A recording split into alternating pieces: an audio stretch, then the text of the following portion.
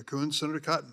Mr. Attorney General, I want to explore the dangerous crisis at our southern border and your role in causing that crisis. Asylum traditionally is reserved for people who face things like religious persecution, persecution for their political beliefs, or violence because of their race or ethnicity. In June of 2021, you changed the department's asylum rules so that it could apply to individuals with significant gang violence in their home country. Is that 2021 interpretation still in place?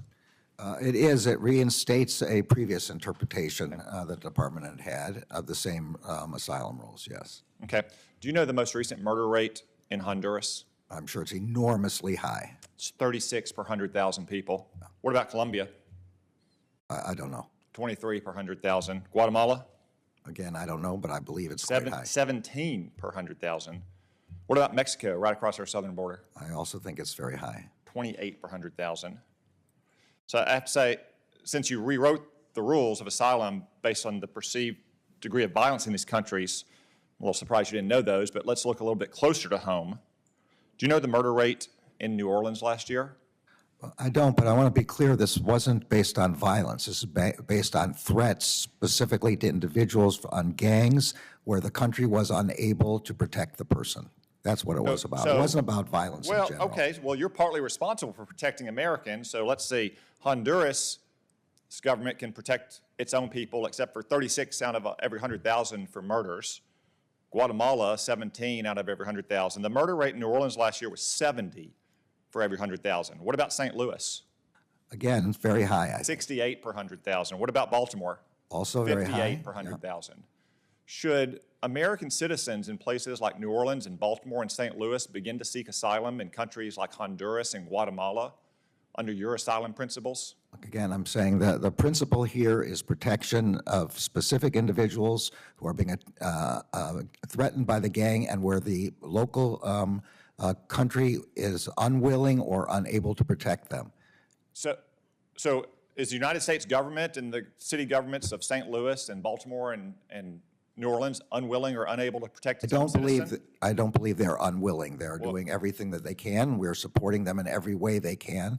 The examples that you're talking about are ones where they are unwilling to protect from gangs. So, Mr. Attorney General, one of the reasons we have a crisis at our border where we have illegal aliens running to our Border Patrol, not away from our Border Patrol, is this interpretation of asylum, that anyone, anywhere who lives in a dangerous or poor country can come here and seek asylum, as opposed to seeking it, as is traditionally the case for things like persecution on religious belief or political practice. But let's move on, Mr. Attorney General. But that's not the standard. I want to be clear. I want to come back to a question that Senator Cornyn started. Your unprecedented memo in December of 2020 to direct your prosecutors not to pursue the most serious, readily provable offense. I have gotten numerous contacts in my office from your prosecutors who are shocked that you have overturned this decades-long bipartisan standard. You said this was about allocating resources. What resources are you talking about? No prosecutor was directed to not bring a case again. In fact, your memo specifically says that if they feel that it's not warranted, or only if the other offenses are not sufficient, they should not pursue what has been the standard for decades, generations of U.S. attorneys and their assistants. I'm well aware of the standard because I helped write the standard originally. Because it was a Carter administration standard, not specifically known for being tough on crime.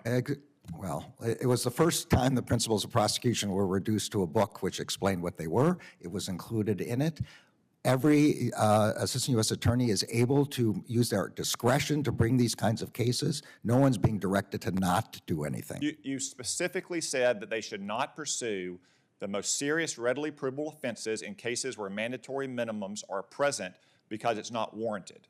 You specifically said that. But I said... What does mandatory mean? I'm trying to say that... Does it mean that prosecutors get a choice not to pursue it if we write the law in that way? The memorandum said that cases of violent crime, which is specifically what you're asking me, are ones where, in fact, it's most likely that they should be bringing the highest and mandatory minimums. Is it your assertion here that drug trafficking is not a violent crime? No, it's built on an entire foundation and edifice of violence. Yes, and it includes an exception in the same memorandum we're talking about for significant drug trafficking as well as for violent crime. That's right. Let's get your specific answer. I wrote it down here. I was so surprised by it. You said to Senator Cornyn, this is about allocating resources. Yeah. What resources are we allocating? If one of your assistant U.S. attorneys has some criminal lowlife who could be charged with 12 offenses, but they don't charge the 2 most serious readily provable offenses because of your memorandum.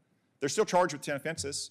They have to go to a grand jury. They have to go to trial. They have to have a pre-sentencing report. They have to have a sentencing hearing. How is that conserving resources that you don't charge them with the most serious readily provable offenses that would lock these lowlifes up for the longest time possible? Lowlifes that you're worried about and have expressed worried about, the large drug traffickers, the violent criminals, they are to be charged to the max. I ask again, what resources were you talking about? You said to Senator Cornyn specifically it was about allocating resources. What resources? These include our investigators and how much we have to investigate in order to establish the requirements for mandatory minimums. The prosecutors have to prove those cases, the judges who have to try those cases, and the jails that have to hold those cases, those individuals for longer terms. Jails are, I don't see how jails could be a problem. You only have 158,000 prisoners now. 10 years ago, it was 219,000. Do you need more prisons? Well, I think that... Kenny's an appropriator. I bet he could get you more prisons. I think many of the senators have complained that the jails are too filled, that they're overcrowded, that we're not able to provide the level of protection and security for guards and for prisoners that we would like. But that is not what this is about. Again, I want to be clear. The memorandum was crystal clear that they are to charge the most serious provable offense in cases involving violent crime and drug trafficking. Okay, let's turn to another example of you overriding Congress's will. Congress has repeatedly decided to impose stiffer penalties for crack cocaine than powder cocaine, done originally at the request of members of the Congressional Black Caucus, voted for by senators like Senator Durbin, the chairman of this committee. 10 years ago, they made change to that. They specifically kept the ratio higher, and they didn't make it retroactive. Now, you have directed your prosecutors, when they are dealing with crack cocaine, to charge it as if it was powder cocaine, something that this Congress has repeatedly refused to do, which we refused to do as recently as December when Senator Booker tried it on the floor and I blocked it. How do you explain overriding Congress's decision on this distinction between crack and powder cocaine to suit your own policy preferences? The long-standing rule is that the Department of Justice uses its discretion in which charges to bring, regardless of which ones are available, which ones are to bring. Every bit of evidence we have is that there's no difference between powder and crack. Governor Hutchinson testified to that fact. Those are legislative decisions. Those are not prosecutorial decisions. If this Congress wants to do it, maybe it will one day, and maybe I'll be outvoted. But those are legislative decisions. Those are not prosecutorial decisions.